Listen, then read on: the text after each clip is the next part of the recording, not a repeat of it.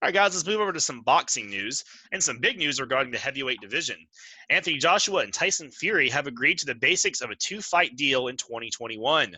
Details are still set to be ironed out, but it appears the Brits are set to partake in possibly the biggest fight in British boxing history.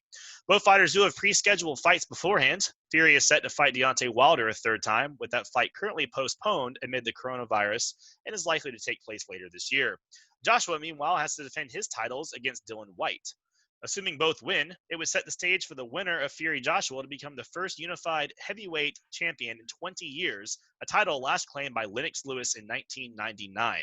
So, Drink, we've talked a lot about Fury before. Would you mind catching us up on Anthony Joshua and then give us your thoughts on this potential matchup? All right, so Anthony Joshua, the Brit, the model, the chisel guy, the Olympian. Let's not forget Anthony Joshua is a gold medal Olympian. And listen, the reason for my USA fans, I'm gonna assume that the UK know who Anthony Joshua is. Just for my USA fans, the first big global chance that the the US market got to see Joshua, he lost. Then he ran it back in Saudi Arabia. But Anthony Joshua in the heavyweight division, he's a big deal. First of all, the dude holds 3 of the 4 belts. So they let you know right now, he's a big deal. But what we seen when he fought Ruiz the first time, we seen a very, very strong glare in his skill set. The young chin, it ain't there. He got you know what I'm saying? He got this little weak, frail chin, and Ruiz put it on him, and he didn't know what to do. Now, I would give him this credit. In the second fight, he lost all that muscle, and he actually was moving more than he did in the first fight. The thing is this. When you got a chin like his, I just don't see him beating the likes of Deontay Wilder or Tyson Fury. Because whatever you can say about Tyson Fury, his chin is there. And Tyson Fury moves like no other heavyweight currently. Like, he's heavier than all these guys, but he moves better than all these guys. So bringing in this current, potential fight for 2021, I like it. Here's what people got to understand. In boxing, this happens all the time. Most promotions, because boxing is such an independent contractor sport, most promotions they'll book fights in the future, even though they have fights right in front of them. That's exactly what happened. Now I know what you're saying. So what happens if one of them lose? Well, they lose. They figure it out. But I have to agree with what Eddie Hearn did here. Eddie Hearn's a very smart British promoter, Matchroom Boxing. He's smart. He understands what's going on here. In 2020, we should see the next fight of the third fight of Tyson Fury and Deontay Wilder. At the same time, we should also see Anthony Joshua versus Dillian Whyte. Most likely, if those fights happen in 2020, it would not be a crowd at those fights. Now, if you go into 2021, it's very possible by the time we get to that point, you will have a crowd. So why wouldn't I go ahead and schedule a fight down the road and I can still meet my obligations, due to the contract? We can have the fights, it just won't be fans. So now I'm not worried about a gate. But if I get this fight in 2021, it's going to be the biggest fight on earth because, like you said earlier, now we will have an undisputed heavyweight champion for the first time in 20-some-odd years. So that is how Eddie Hearn's looking at this. Now, people saying, well, if Deontay Wilder comes out here and handle Fury. Listen, here's the deal. We've seen 2 fights already. It wasn't like Deontay was out here smoking Fury in the first fight. Then he didn't get it done in the second fight. So you want to tell me the third fight going to be different? I don't know. Possible? Yes. I don't think so. And then as far as Anthony Joshua with Dillian Whyte hasn't fought in I think over 2 years or so, because he, USADA got him. Once again, USADA hit him with the sauce and he popped. So he wasn't allowed to fight. He had a ban. But this fight is kind of runs along the same line as Ruiz and Joshua. This is just a cherry pick fight that's in the UK. Because if you notice about these UK fighters, it used to be a time where they used to love to come to America and box. It's not like that as much now. USADA has changed the game for you folks. These dudes out here popping up at your gym session. They popping up at your house. They popping up at your massage session. They don't care what you're doing. When they show up, we're going to need a little blood. We're going to need a little hair. Go ahead, give us some of that urine. And ain't nothing you can do about it. You can't say, no, I'm not doing it. Well, I guess you want this 2-year ban then. Or I guess you want this 4-year ban. So either you're going to give it to me or I'm going to take it. It's up to you. Ever since you started and got in the game, these UK fighters are not trying to come over here to America. I also think that took effect of what happened to Anthony Joshua against Andy Ruiz in the first fight. He had to come in there a little cleaner than usual. And Ruiz was waiting on him. He said, don't let the look fool you, baby. I'm here. And I want all the smoke. And that's what happened. But you notice where the second fight happened. It happened in Saudi Arabia. Saudi Arabia don't have the same guidelines as the U.S. So I'm just saying, I'm not saying he was on none. I'm just saying I found it kind of funny that the rematch didn't even happen. It didn't happen in, the United States or something like that. It's a reason, say, make your own conclusions. I don't know what to tell you. But with that said, you said it. This fight, Fury versus Joshua, for the undisputed heavyweight titles.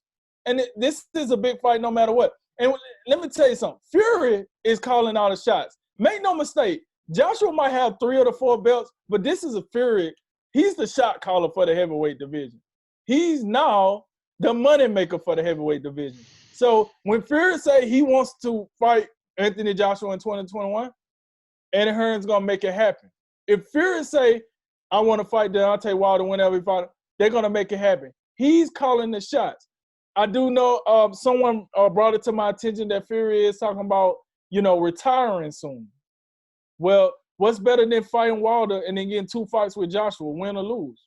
You can walk off in the sunset and call it a day. So both of these guys, well, Joshua was looked at, to backtrack on the characteristics of Joshua. I'm sorry, I got carried away. Joshua was looked at as a knockout artist, a model knockout artist. He got these muscles and he just outstrengthened everybody.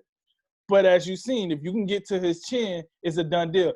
This is why it was very known in the boxing community that Anthony Joshua was ducking Deontay Wilder. He ain't want that smoke because he knew he would have had to get a chin transplant when it was all said and done. All right?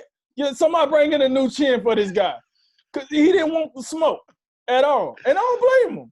Like, if I got a granite chin, I don't want the smoke. Okay, I ain't mad at you. That's why that fight never happened in the past. That was the fight. Now you got Tyson Fury that can take a punch and move. He might get knocked out by Fury while he run away from Wilder. So we don't know, but listen, this fight is a moneymaker. They're going to find the biggest arena they can find in the UK. They're going to sell it out to the best of their ability. They might not be able to fill it up because COVID, but to the best that they can, and it's a moneymaker. So listen, man, this is the fight to make. I ain't mad at them, and let's get on with it. The more I hear about USADA, maybe the fighters need to get together and start a defund USADA type of movement. But that's a story for another day. Look, we talked about this. We talked about Tyson Fury, Deontay Wilder.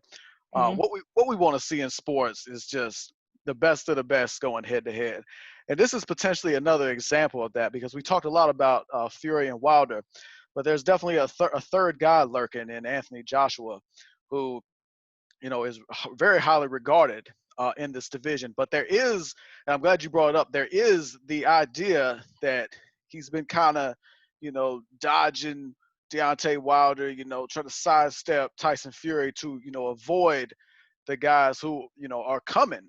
But this is, it's good to see that this is happening because I'm anxious to find out just how good Anthony Joshua is.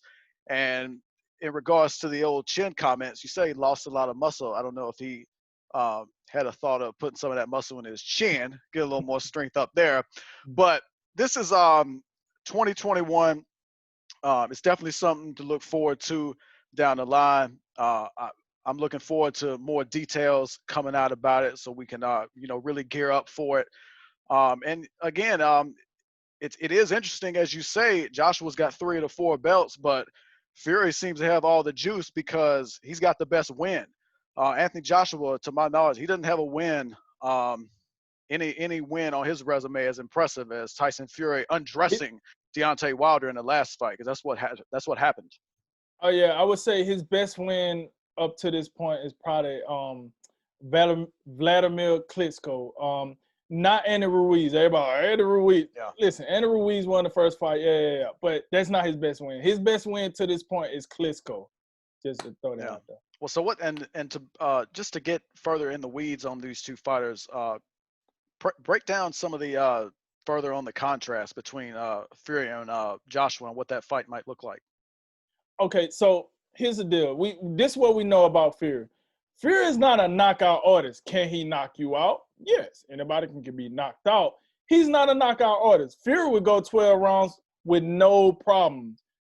Joshua started out as a knockout artist, but like you alluded, his competition wasn't to the level of, hey, this guy's gonna force me to go 12. This guy's gonna force me to go 10.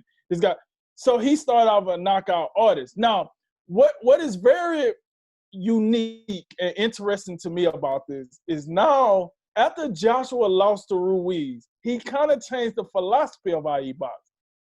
I don't think he maintained the power that he once had earlier in his career.